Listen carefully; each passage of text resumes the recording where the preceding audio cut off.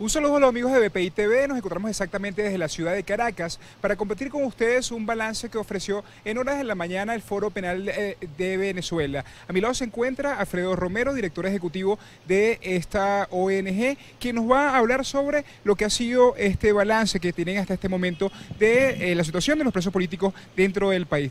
Para que nos comente un poco acerca de estos números, que ya sabemos que son más de 200 personas que continúan tras las rejas. Sí, bueno, al día de hoy, luego de 3 liberaciones que ocurrieron entre ayer y antes de ayer, estamos hablando de 234 presos políticos. Sin embargo, en esta oportunidad estamos aquí no solo dando un balance, sino compartiendo con varios de los familiares de presos políticos, incluso personas que han sido apresadas y posteriormente liberadas. Y hoy hemos oído una serie de testimonios que estamos registrando, incluso para llevarlos al Tribunal Penal Internacional de La Haya, por cierto. Testimonios terribles. O sea, lo que debo decirles, sin detallar cada uno de ellos, es que la calidad, vamos a llamarlo así, de la tortura que estamos viendo es realmente importante. O sea, cualitativamente lo que se está viendo en temas de tortura es algo realmente casi difícil de creer. Lo que oímos de los familiares que les cuentan sus seres queridos que están encarcelados es algo terrible, la verdad.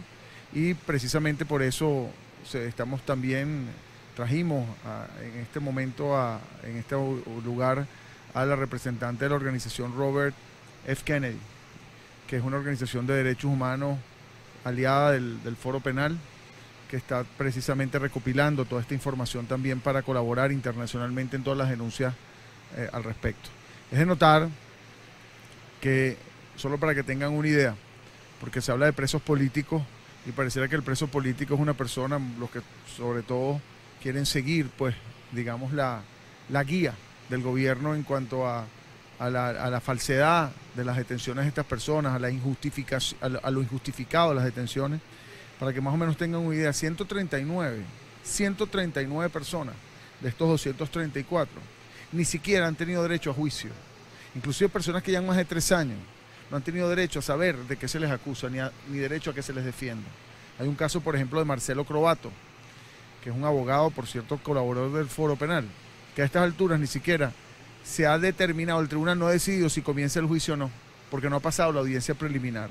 Y así como Marcelo Croatto, que no ha pasado la audiencia preliminar, es decir, la audiencia previa, donde el tribunal determina si comienza o no un juicio, la audiencia previa donde el tribunal va a escuchar a la fiscalía y determinar si la fiscalía tiene suficientes razones para comenzar un juicio. Así como Marcelo Croatto, hay 96 personas de estos 234 presos políticos. Hay 18 mujeres, por cierto, en esta lista. Quiero, pues evidentemente, también hablar, y eso nos referimos hoy a nuestra posición institucional como Foro Penal en relación con las elecciones actualmente, con este llamado a elecciones por la Asamblea Nacional Constituyente. El Foro Penal, como organización de derechos humanos, que está allí para defender a los ciudadanos y para precisamente promover y servir como canal de garantía de los derechos humanos, debe definitivamente llamar la atención sobre esta situación, ya que primero, la Asamblea Nacional Constituyente no tiene ni la legitimidad, ni siquiera constitucionalmente ni legalmente, la posibilidad de llamar a elecciones presidenciales. Por otro lado, es evidente y claro, y lo hemos estudiado, que las condiciones que se están planteando en términos de tiempo, en términos técnicos inclusive, dichas por el propio CNE en anteriores ocasiones, no son suficientes como para garantizar una elección democrática y que respete los derechos humanos.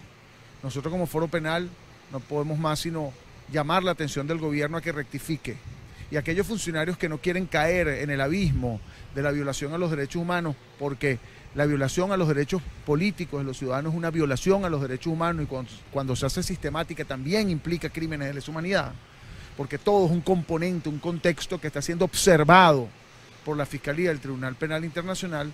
Hacemos este llamado a estos funcionarios a que rectifiquen. Si queremos democracia, si queremos salir de esta crisis que todos vivimos, inclusive los propios del gobierno, porque es una crisis política que les va a repercutir, es una crisis de violación a los derechos humanos que les va a repercutir, pues que abramos las puertas a la democracia y que permitamos sin miedo una participación real de los ciudadanos, que demos el tiempo suficiente para llevar a cabo unas elecciones libres y que respeten los derechos humanos. El Foro Penal estaría totalmente dispuesto inclusive a respaldar cualquier elección que tenga una salida democrática, una transición democrática, siempre y cuando se cumplan con las condiciones que establece la ley, que establece la Constitución, los tratados internacionales y que garantice la participación amplia de los ciudadanos, que no es más que un derecho humano establecido en nuestra Constitución, evidentemente, pero también establecido en los tratados internacionales de derechos humanos. Pongo a la disposición, como director ejecutivo del Foro Penal, al Foro Penal si quieren, para que pues, pueda analizar las condiciones y se lleven a cabo unas elecciones en el tiempo suficiente, en el tiempo adecuado, para que todo el pueblo venezolano esté de acuerdo y esté a gusto con lo que respecta a este esquema de paz o de transición a la paz y a la democracia que todos los venezolanos queremos.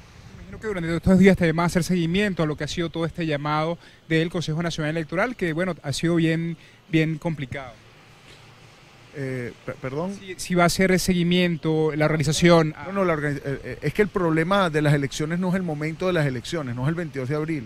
Es lo que se está precisamente violando día a día de manera sistemática y que implica una violación al derecho humano a la participación política, y el Foro Penal está observando toda esta situación, pero no solo el Foro Penal.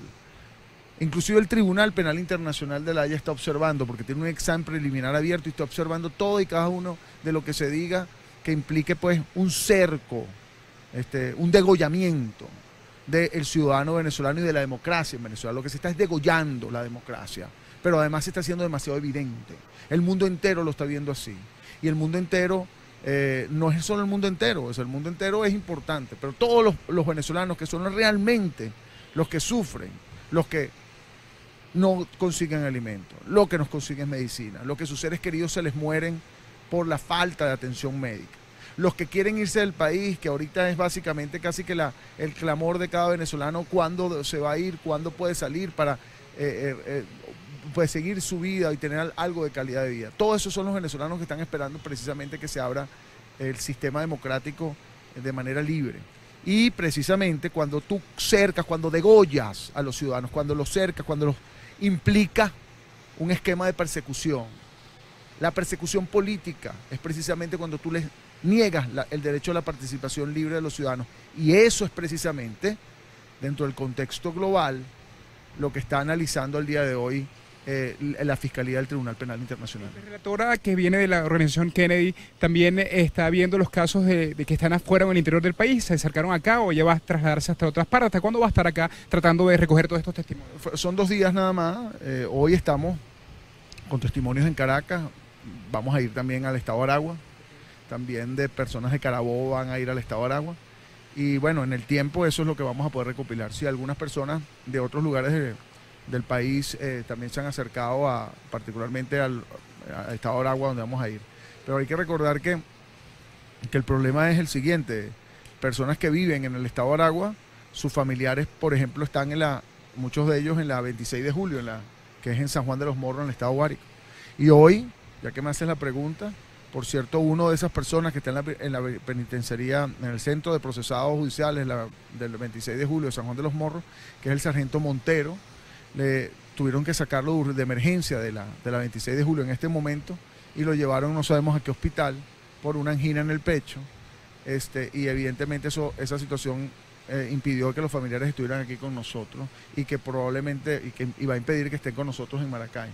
Y así está sucediendo diariamente. El riesgo de estas personas y la desesperación de los familiares hace que estén en un lugar a otro, pero muchas veces tengan que correr a la cárcel o al hospital porque los trasladan por la situación no solo insalubre, sino de falta de atención médica que existen estos penales. El alimento, ¿no? Escuchamos también adentro que inclusive los alimentos los estaban dejando inclusive.